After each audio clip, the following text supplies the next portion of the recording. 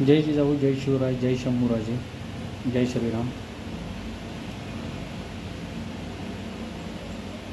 N C R टीने महाराष्ट्राचा जो इतिहास आहे किंवा मराठ्यांचा जो इतिहास आहे तो 8वीच्या पुस्तकातून वगळला. कोणाच्या सांगण्यावरून वगळला? तर राजस्थानची काही राजघराणी, राजस्थानची काही लोकांनी आक्षेप घेतला त्याच्यावर की मराठ्यांचं राजस्थानावर कधीच वर्चस्व नव्हतं. ठीक आहे, आक्षेप घेतला म्हणून एन सी आर टीने लगेच मराठ्यांचा नकाशा हटवायचा का? तर नाही. मराठ्यांचा नकाशा हा 1759 सालचा आहे. कधीचा आहे? 1759. माझ्या मते 1759. जर चुकत असलो तर त्याला बरोबर का? 1759 सालचा नकाशा आहे. एन सी आर टी कधी स्थापन झाली? 1961मध्ये. 1759 कुठं आणि 1961 कुठं सांगण्याचा मुद्दा लक्षात घ्या. 1961 साली स्थापन झालेली संस्था ठरवते की पुस्तकात तो नकाशा ठेवायचा का नाही. कधीचा नकाशा आहे तो? 1759 सालापासून चालत आलेला जो नकाशा आहे तो 2025पर्यंत आम्ही तोच नकाशा बघितला. म्हणजे जवळजवळ किती वर्ष झाली त्या गोष्टीला विचार करा तुम्ही. आता तो नकाशा एन सी आर टीनं हटवला. हटवण्यामागचं कारण राजस्थानची काही राजघराणी, राजस्थानच्या काही लोकांनी त्यावर आक्षेप घेतला. ठीक आहे, बरं, आक्षेप घेतल्यानंतर एन सी आर टीने एकतरी विचार करायला पाहिजे होता की बाबा तो जो नकाशा आहे तो हटवण्याच्या अगोदर थोडंसं रिसर्च करायला पाहिजे होतं. तो नकाशा खराच आहे का, खोटा आहे का, काय आहे नेमकं, त्याच्यामागचं काहीतरी बघायला पाहिजे होतं ना. तुम्ही कुणाला तरी खुश करण्यासाठी तुम्ही 8वीच्या पुस्तकातून जे मराठ्यांनी रक्त सांडलं, जे अटकपासून कटकपर्यंत जे मराठ्यांचं साम्राज्य होतं ना, ते उगाच नाही उभं राहिलं. ते कितीतरी जणांनी जीव दिला आहे त्याला, कितीतरी बलिदान, त्या बलिदानाला तुम्ही खोटं ठरवत आहे. मराठ्यांच्या बलिदानाला खोटं ठरवत आहे तुम्ही, मराठ्यांच्या बलिदानाला. आणि हे बलिदानाला खोटं ठरवण्यामागचं कारण काय? तर काही उपटसुंड लोक आले, निवेदन दिले, सांगितले की त्यांचं आमच्यावर राज्य नव्हतं. पानिपतच्या युद्धात काय झालं जरा सांगावं जरा. म्हणजे पानिपतच्या युद्धात बी घडलेलं खोटंच होतं का? मराठ्यांना एकटं सोडून गेलेल्या अवलादी आज मराठ्यांचा इतिहास पुसायला निघालेत का? आम्ही जेवढं छत्रपती शिवाजी महाराजांना मानतो तेवढंच महाराणा प्रतापांनाही मानतो. आम्ही तेवढंच राणा सांगांनाही मानतो. आम्ही तेवढंच बाप्पा रावलनाही मानतो. आम्ही कधी आक्षेप नाही घेतला कुठल्या गोष्टीवर.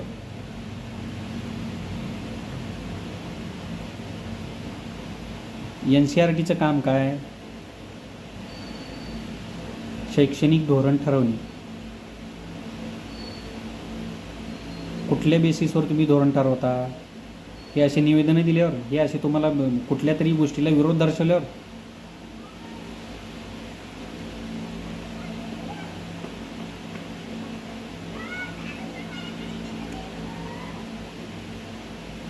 ही अशी शिक्षण पद्धती तुमची, अशीच तुम्ही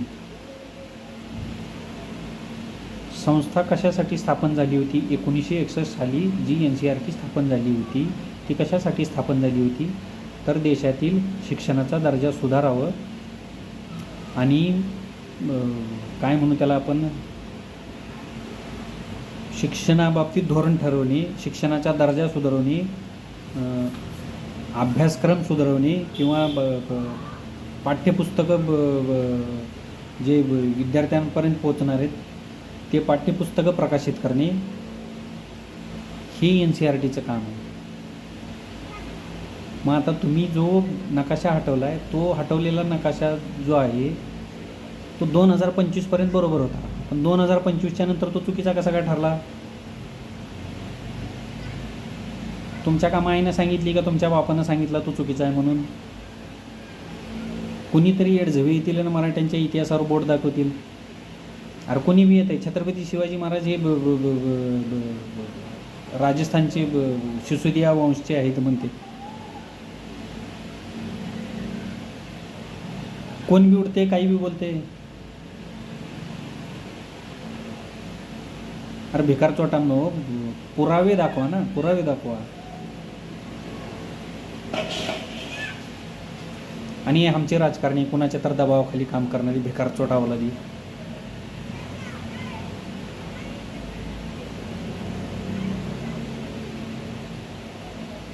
अगोदरच मराठीच्या इतिहासामध्ये एवढी पार सगळी वाट लावून टाकलेली आहे.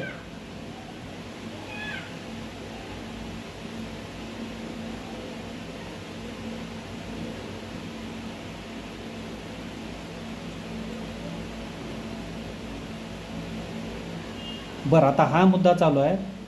NCERTनं जो नकाशा हटवलेला आहे, हा मुद्दा चालू असताना एक जैन मुनी येते आणि ते काय म्हणतात, तर महाराणी ताराराणी साहेब आहेत, ती जैन होती. अरे सरळ सरळ सांगा ना राव, महाराष्ट्रच अस्तित्वात नव्हता. जे राजस्थानची लोक, जैन समाजाची लोक, इतर सगळ्या कर्नाटक, आंध्रा, तेलंगणा, तमिळनाडू, ओडिसा, MP, UP, बिहार, झारखंड, बिरखंड, ह्या सगळे लोक इथं आहेत म्हणून सांगा ना. मराठी अस्तित्वातच नाही म्हणून सांगा ना. कशाला थोडं इतिहासाचं सगळं वाटोळं करायला चाललं. मराठ्यांनी काही देशासाठी केलंच नाही म्हणून सांगा सरळ सरळ.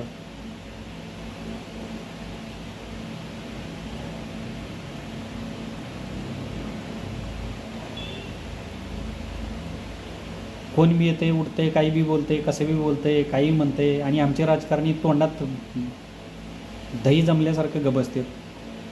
आमची ताकद काय, आमची ताकद हे आता जेवढी ताकद आहे तेवढंच. आता आम्हाला ते कॅमेरा ओपन केले नीट बोलता बी येत नाही. आता आमच्या तोंडात जे येऊ लागले ते बोलायला आम्ही, कारण की मध्ये आमच्यात जळाले, अशी जळजळ होते मध्ये. आम्ही सामान्य माणसं हो, आम्ही जास्तीत जास्त आम्ही काय करू शकणार आहोत.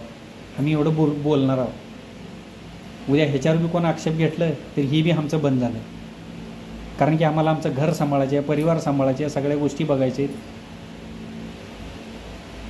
आम्ही ज्या राजकारण्यांना निवडून दिलं त्यांचंच जर ह्या गोष्टीवर लक्ष नसेल, उद्या महाराष्ट्रसुद्धा काबीज करतील काय. आता मराठ्यांचा इतिहास NCERTनं डायरेक्ट गायब केला, उद्या महाराष्ट्रसुद्धा गायब करतील. महाराष्ट्राचं नाव दुसरंच ठेवतील काय तर. आमचे राजकारणी जय जय जय. राजकारण्याचा काय दोष आहे ह्याच्यात. हे आमच्यासारख्या अवलादी जे ह्या राजकारण्याचा जय ठोकत राहतात कायम.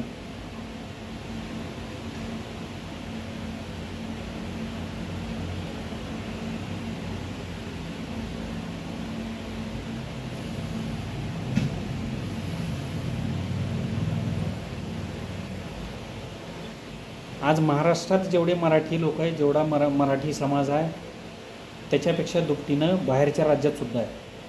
कर्नाटकामध्ये सुद्धा आहे, आंध्रा, तेलंगणा, तमिळनाडू, केरळ चांगल्या पोस्टवर आहेत, चांगल्या मोठे मोठे बिझनेसमॅन आहेत. मग हे काय आत्ता गेलेले नाहीत. हे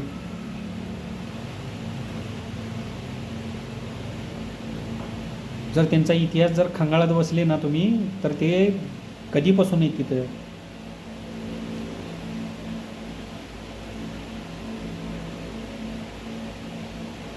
त्यांना हौस होती का महाराष्ट्र सोडून बाहेर जायची. कशासाठी गेलती.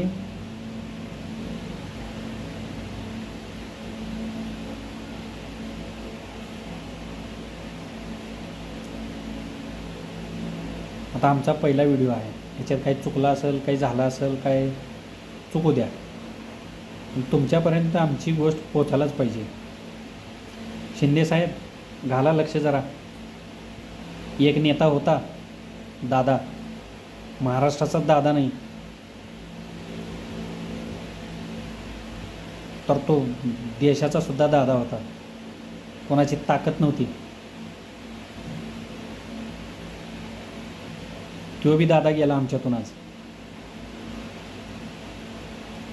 शिंदेसाहेब घाला लक्ष तेवढा. आता एक तुमच्याकडूनच अपेक्षा आहे, पहिले तुम्ही आणि दुसरे म्हणजे राजसाहेब ठाकरे. नाही नाही नाही नाही नाही, पक्ष म्हणून नाही, एक माणूस म्हणून आमचा आवाज तुमच्यापर्यंत पोचला असेल तर घाला लक्ष, नाहीतर गेलं उडत जाऊ दे तिकडं. उद्या कुठला तरी नवीन मुद्दा घ्यायचा आहे, निवडणुकीत उतरायचं. जय हिंद, जय महाराष्ट्र. मराठ्यांचा इतिहास मोडू द्या, मराठ्यांचा ते अटक कटक सगळं जाऊ द्या तिकडे, तेल लावू द्या त्याला. हे बाहेरची लोक येऊन राहणार महाराष्ट्रात, खाणार महाराष्ट्राचं आणि उडणार बी महाराष्ट्रावरच.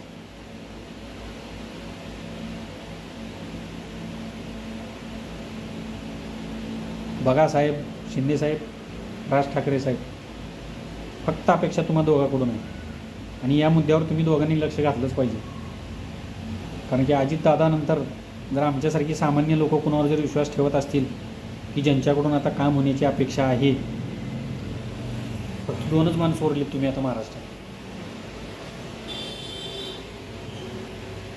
आमच्या ह्याच्यानुसार मी बाकीच्यांना कमी लेखत नाही किंवा बाकी राजकारण्यांना काही किंमत नाही अशी नाही नाही, एवढा आमच्यात ताकद नाही कोणासुद्धा वाकडा घ्यायची. आम्ही गरीब माणसं, सामान्य माणसं, रोज काम केलो तर खायला भेटते, उद्या काम नाही केलो तर उपाशी बसावं लागते. ही आमची गत आहे.